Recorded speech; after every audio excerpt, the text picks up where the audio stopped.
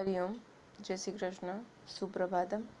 હવે આપણે સમાજમાં ધોરણ 6 સમાજમાં 10મો પાઠ પૃથ્વીના આવરણોમાં અગાઉના વિડીયોમાં મૃદાવરણ અને જલાવરણ વિશે માહિતી મેળવેલી.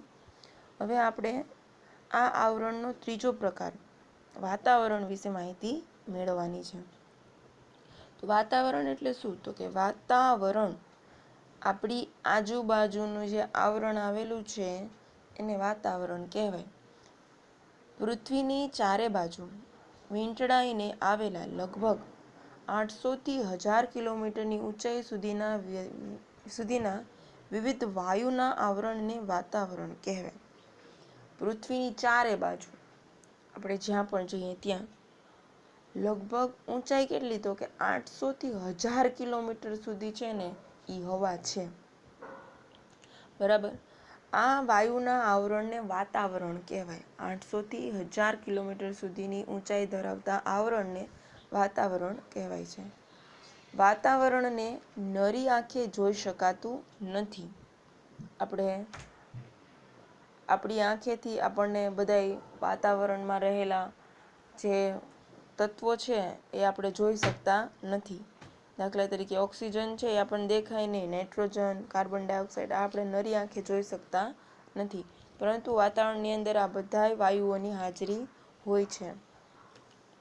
વાતાવરણમાં વિવિધ વાયુઓ, પાણીની વરાળ, ધૂળના રજકણ, ઉલ્કાકણ, ક્ષારકણ તથા સૂક્ષ્મ જીવજંતુઓ ભળેલા હોય છે.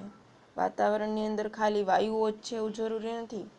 આ ઉપરાંત પાણીની વરાળ, ત્યાર પછી ધૂળના રજકણ, ઉલ્કાકણ, ક્ષારકણ આ બધા છે અને સૂક્ષ્મ નાના જીવજંતુઓ પણ ભળેલા હોય છે. વાતાવરણ છે રંગ, ગંધ અને સ્વાદ રહિત હોય છે તેમજ પારદર્શક હોય છે.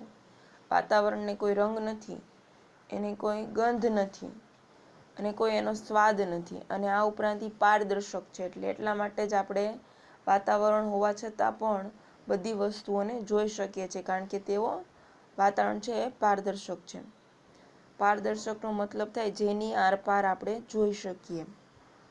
વાતાવરણમાં વાયુ, પ્રવાહી અને ઘન તત્વોનો સમાવેશ થાય છે. તેમાં વાતાવરણની અંદર વાયુ પણ છે, પ્રવાહી એટલે ભેજ સ્વરૂપ છે અને ઘન સ્વરૂપ નાના રજકણો હોય એ ઘન સ્વરૂપમાં હોય, તો એ બધા તત્વોનો સમાવેશ થાય.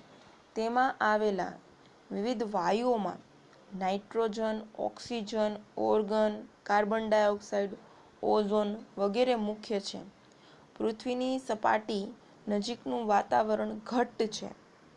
જ્યારે પૃથ્વીની સપાટીથી ઊંચે જતા વાયુઓનું પ્રમાણ ઘટતા હવા પાતળી થાય છે. જેમ જેમ ઊંચાઈએ જાય તેમ તેમ હવા છે એ પાતળી થતી જાય છે, જેના કારણે અને ઓક્સિજન છે એ મોટા ભાગે જમીન ઉપર રહેલો હોય છે વધારે પડતો. એટલે જેમ વધુ ઊંચે જઈએ તેમ આપણને શ્વાસ લેવામાં તકલીફ પડે, કારણ કે ત્યાં ઓક્સિજનનું પ્રમાણ ઓછું જોવા મળે છે. એટલે આ વાયુઓની અંદર આ બધા તત્વો નીચે આપણે ચાર્ટ સ્વરૂપમાં જોઈ શકીએ છીએ કે આ બધા તત્વો છે. એમાં સૌથી વધારે નાઇટ્રોજન તત્વ છે, જે 78.03% આવેલો છે. જ્યારે ગુલાબી કલરમાં જે જોઈએ છીએ એ છે ઓક્સિજન. ઓક્સિજનનું પ્રમાણ 20.99% છે. આપણને જાણીએ છીએ કે માનવી માત્ર શ્વાસ લેવામાં ઓક્સિજનનો ઉપયોગ કરે છે. ઓક્સિજન વગર આપણે જીવી શકીએ નહીં. ત્યાર પછી 0.94% છે એ ઓર્ગનનું પ્રમાણ છે. ત્યાર પછી 0.03% છે કાર્બન ડાયોક્સાઇડ અને અન્ય વાયુઓનું પ્રમાણ 0.01% છે. આમ પૃથ્વીમાં સૌથી વધુ પ્રમાણ નાઇટ્રોજન વાયુઓનું રહેલું છે. ઓક્સિજન વાયુનું 20.99, એટલે અંદાજે આપણે 21% કહી શકીએ. પૃથ્વીની સપાટીથી જેમ જેમ ઊંચે જઈએ તેમ તેમ વાતાવરણમાંના મોટા ભાગના વાયુઓનું પ્રમાણ ઘટતું જાય. આ જે બધા પ્રમાણ છે એ ઘટતું જાય. આપણે જોયું કે આ 800થી 1000 કિલોમીટરની ઊંચાઈ સુધી વાતાવરણ છે, એમાં નીચેના ભાગમાં સૌથી વધુ પ્રમાણ રહેલું હોય વાયુઓનું, નેક્સ્ટ જોઈએ તો કાર્બન ડાયોક્સાઇડ વાયુ ભારે હોવાથી હવાના નીચલા સ્તરમાં તે વધારે પ્રમાણમાં હોય. કાર્બન ડાયોક્સાઇડ વાયુ કેવો છે તો કે ભારે છે, માટે એ નીચલા સ્તરમાં વધારે જોવા મળે છે. ત્યાર પછી જેમ અને ઉપર જાય એમ ઓછા પ્રમાણ થતો જાય, કારણ કે હલકો વાયુ હોય ઉપર સૌથી અને ભારે વાયુ હોય નીચે. એટલે કાર્બન ડાયોક્સાઇડ વાયુ ભારે છે એટલે નીચલા સ્તરમાં વધુ જોવા મળે. ત્યાર પછી કાર્બન ડાયોક્સાઇડ આશરે 20 કિલોમીટરની ઊંચાઈ સુધી રહે. અંદાજે 20 કિલોમીટર સુધી કાર્બન ડાયોક્સાઇડનું પ્રમાણ રહેલું હોય છે. ઓક્સિજન આશરે 110 કિલોમીટરની ઊંચાઈ પછી અને નાઇટ્રોજન આશરે 130 કિલોમીટરની ઊંચાઈ પછી તેની ગેરહાજરી જણાય. એટલે ઓક્સિજન આપણને 110 કિલોમીટર સુધી જોવા મળે, પણ એનાથી વધારે ઊંચાઈ જાય તો આપણને ઓક્સિજન છે એનું પ્રમાણ ઘટતું જાય. નાઇટ્રોજન 130 કિલોમીટર સુધી એની હાજરી હોય. ખૂબ ઊંચાઈએ જતાં તો માત્ર હાઇડ્રોજન અને હિલિયમ જેવા હલકા વાયુઓ જોઈએ, હલકા હવામાં ભારે. એટલા માટે તો આપણે જે બલૂન છે ફુગ્ગો, એની અંદર જો ગેસ ભરવામાં આવે તો એ ઉપર જાય તો એ જે ગેસ ભરે એમાં મોટાભાગે હિલિયમ વાયુ ભરવામાં આવે, કારણ કે હવા કરતાં હલકો હોવાથી ફુગ્ગાને પણ પોતાની સાથે ઉપર લઈ જાય છે, કારણ કે હલકો વાયુ છે એ ઉપર જોવા મળે. આમ તમે જોશો તો સૌથી નીચે ગ્રીન કલર છે કાર્બન ડાયોક્સાઇડનો છે, એટલે એનું પ્રમાણ સૌથી વધારે. ત્યાર પછી ગુલાબી કલર છે, પિંક કલર, તે ઓક્સિજનનો રહેલો છે. અને ત્યાર પછી બ્લુ કલર એટલે નાઇટ્રોજન. એટલે 110 કિલોમીટર સુધી આ બધા વાયુઓ છે એની હાજરી હોય અને 130 કિલોમીટરમાં નાઇટ્રોજન સુધી હોય. એનાથી ઉપર જઈએ તો માત્ર હાઇડ્રોજન અને હિલિયમ જેવા હલકા વાયુઓ જોવા મળે. વાતાવરણમાં ઓઝોન વાયુનું પ્રમાણ ખૂબ ઓછું હોય છે. વાતાવરણમાં ઓઝોન છે એનું પ્રમાણ ખૂબ ઓછું હોય. આ વાયુ સૂર્યના જલદ પારજાંબલી કિરણોનું શોષણ કરી પૃથ્વીને સૂર્યની પ્રચંડ ગરમીથી બચાવે છે. ઓઝોન વાયુ છે એ આપણા માટે ખૂબ જ જરૂરી છે, કારણ કે એ સૂર્યના જે પારજાંબલી કિરણો હોય કે જે માનવ શરીર માટે નુકસાનકારક છે એવા કિરણોનું શોષણ કરે છે. એનામાં એ શક્તિ છે કે એનું શોષણ કરી શકે અને જે સૂર્યની જે પ્રચંડ ગરમી છે એનાથી આપણને બચાવે છે. પરંતુ અફસોસની વાત એ છે કે આપણે વાતાવરણને એટલું બધું પ્રદૂષિત કરી દીધું છે. પ્રદૂષણના કારણે આજે ઓઝોન વાયુનું જે પડ છે એમાં ગાબડા પડે છે, એટલે ઓઝોન વાયુનું પ્રમાણ ઘટતું જાય છે, જેના કારણે દિન પ્રતિદિન પૃથ્વી પર ગરમીનું પ્રમાણ વધતું જાય છે, જેના કારણે માનવીનું જીવન છે એ ખતરારૂપ બની શકે. એટલા માટે પ્રદૂષણ ન થાય તો આનું પ્રમાણ જળવાઈ રહે. આ વાયુ મુખ્યત્વે વહેલી સવારે ખુલ્લા મેદાનમાં અને સમુદ્ર કિનારાની હવામાં વધારે પ્રમાણમાં હોય છે. આ વાયુ છે એ મુખ્યત્વે સવારના પ્રમાણમાં એનું વધારે હોય અને ખુલ્લા મેદાનમાં અને સમુદ્ર કિનારામાં આ હવા છે એ જોવા મળે.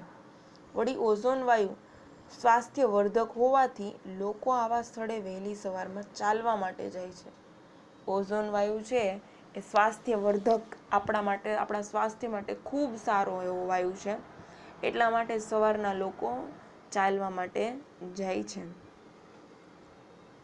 વાતાવરણમાં રહેલા વિવિધ રજકણોના લીધે પૃથ્વી પર સૂર્યપ્રકાશ રેલાતો જાય છે, એટલે ધીમે ધીમે એનાથી એવું બને એવું કે એકાએક અંધારું ન થાય અને એકાએક અજવાળું ન થઈ જાય. બરાબર, કારણ કે વાતાવરણમાં જે વિવિધ રજકણો હોય એના લીધે પૃથ્વી પરનો સૂર્યપ્રકાશ રેલાતો હોય એવું લાગે. સૂર્યોદય પહેલા ઉષાકાળ અને સૂર્યાસ્ત પછી સંધ્યાના આકાશી રંગો આ રજકણોને આભારી છે. આપણે ઘણીવાર જોઈએ જ્યારે સૂર્ય ઉદય થાય કે સૂર્યાસ્ત થતો હોય ત્યારે વાતાવરણ એકદમ કેસરી જેવું લાગે, એ રજકણોના કારણે એવું બને છે. રજકણો દ્વારા પ્રકાશના કિરણોનું પરાવર્તન થાય છે. પરાવર્તન થાય એટલે પાછા ફેંકાય અને આપણને સૂર્યપ્રકાશ મળે છે. વાતાવરણના માધ્યમથી અવાજ સાંભળી શકાય છે. અવાજ અને પ્રકાશના મોજા વાતાવરણમાં પરાવર્તન પામી પૃથ્વી સપાટી પર પાછા ફરે છે. તેથી જ રેડિયો અને દૂરદર્શનના પ્રસારણ શક્ય બને છે. વાતાવરણ સાથેના ઘર્ષણથી ઉલ્કા જેવા અવકાશી પદાર્થો સળગી ઉઠી નાશ પામે છે. આમ વાતાવરણ પૃથ્વી માટે કુદરતી ઢાલની ગરજ સારે છે. આપણે વાતાવરણના માધ્યમથી જ આપણને એક વ્યક્તિનો અવાજ બીજા વ્યક્તિના કાન સુધી પહોંચે અને અવાજ અને પ્રકાશના મોજા વાતાવરણમાં પરાવર્તન પામે એના કારણે જ આપણે રેડિયો દૂરદર્શનના પ્રસારણ છે એ શક્ય બને છે. અને એના ઘર્ષણથી વાતાવરણના ઘર્ષણથી જ અવકાશી કોઈ પણ પદાર્થ નીચે આવે તો એ સળગી ઉઠે છે. આમ વાતાવરણ છે એ કુદરતી ઢાલની ગરજ સારે છે. હવે પછીનો ટોપિક છે જીવાવરણ. જીવાવરણ એટલે સજીવ સૃષ્ટિ. મૃદાવરણ વાતાવરણ અને જલાવરણના જે ભાગમાં જીવસૃષ્ટિ વ્યાપેલ છે તેને જીવાવરણ કહેવાય. સૌર પરિવારમાં પૃથ્વી જ એક એવો ગ્રહ છે કે જેને જીવાવરણ મળ્યું છે. 9 ગ્રહો છે સૂર્યની આસપાસ પરિભ્રમણ કરે છે. એમાં પૃથ્વી એક એવો ગ્રહ છે કે જ્યાં જીવસૃષ્ટિ છે. બરાબર.